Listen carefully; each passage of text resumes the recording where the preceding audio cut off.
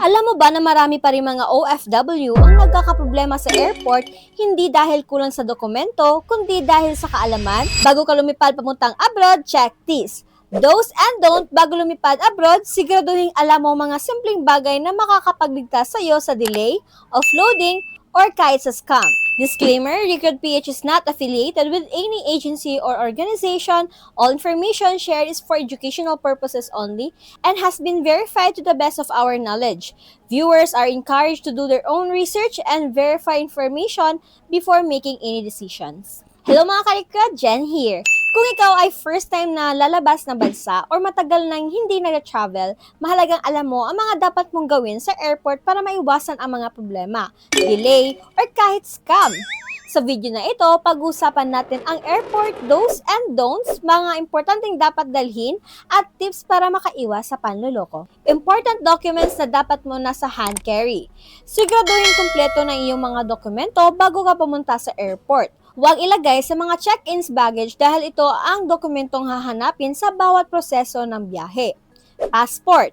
Ito ang pinaka-importanting travel documents mo. Siguraduhin valid pa ito, hindi na bababa sa 6 months bago ang expiry date dahil ito ang pangunahing hahanapin ng check-ins immigration at pagpasok sa ibang bansa. Kung required sa bansang pupuntahan, ito ang mga patunay na pinapayagan kang pumasok at manatili doon para magtrabaho, mag-tour or mag-aral, plane ticket or boarding pass. Ito ang patunay ng iyong flight details kabilang ang mga petsa, oras at destination ng iyong biyahe. Hahanapin din dito yung check-in counter, immigration at boarding gate. And of course, OEC or OFW pass or anumang required documents para sa OFW. Employment contract. Ito naman yung documents na naglalaman ng detalye ng iyong trabaho tulad ng sahod, employer at job description. Minsan ito yung hinihingi sa immigration para ma-verify iyong employment abroad. Valid IDs. Malaga bilang backup identification kung sakaling kailanganin ng airport authorities or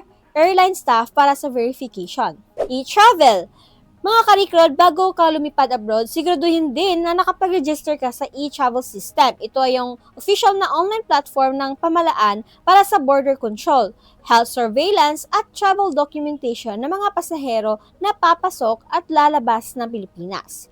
Ang e-travel ay libre lang at wala pong bayad. Maaari lamang mag-register sa official ng website, etravel.gov.ph. Kinakailangan mag-register ang mga departing Filipino passengers, kabilang mga OFW sa loob ng 72 hours bago ang flight. Pagkatapos mag-register, i-download or screenshot ang QR code dahil ito ay hahanapin bago mag-boarding. So guys, kung gusto mo pa ng mas detailed na video about e-travel, check it out. Airport do's. Narito naman yung mga dapat tandaan sa airport upang maging maayos ang iyong pag-alis ng bansa. Dumating sa airport ng maaga, mga 3 hanggang 4 hours bago ang flight. Nakakatulong ito para maiwasan ang stress kung mahaba ang pila sa check-in or immigration.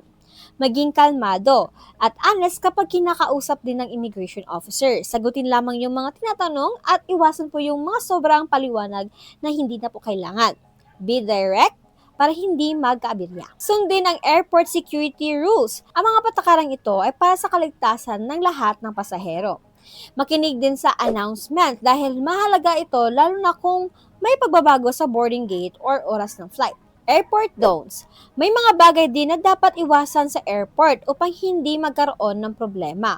Huwag magdala ng bawal na item sa hand carry tulad ng matutulis na bagay or liquid na lampas sa allowed limit. Huwag makipagbiruan sa immigration officer. Kahit simpleng biro ay maaari pa rin ma-misinterpret at magdudulot pa ng delay. Huwag maghawak ng bag or gamit ng hindi mo kilala. Delikado ito dahil maaari kang madamay sa mga problema. Huwag magbigay ng mga impormasyon. Ang inconsistency sa sagot maaari magdulot ng mas maraming tanong. Huwag i-post online ang boarding pass or passport details dahil maaaring gamitin ito sa identity thief. So paano ba makaiwas sa airport scams? Kahit sa airport, may mga taong nananamantala pa rin sa biyahero, lalo na sa mga first-time OFW. Huwag basta magtiwala sa strangers na nag-aalok ng tulong, lalo na kung humihingi ng bayad. Huwag ibigay ang passport sa hindi otorisadong tao. Ang passport ay isa sa pinakamahalagang document sa biyahe. Magtransact lamang sa official airport counters at staff ng may proper identification. Iwasan ang fixers na nag-aalok ng shortcut na proseso. Bukod sa illegal, maaari pa itong magdulot ng malaking problema. Laging ingatan ang wallet, cellphone at documents lalo na sa mga mataong lugar.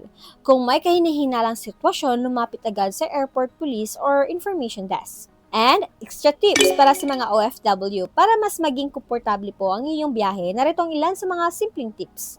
Kumain bago ang flight dahil maaari matagal ang mga process sa airport. And also, i-charge ang cellphone upang may communication ka sa pamilya or employer mo. Magdala ka ng konting cash para sa emergency. I-check ang baggage allowance upang maiwasan ang dagdag na bayad. Mag-download ng offline copy ng document sa iyong cellphone.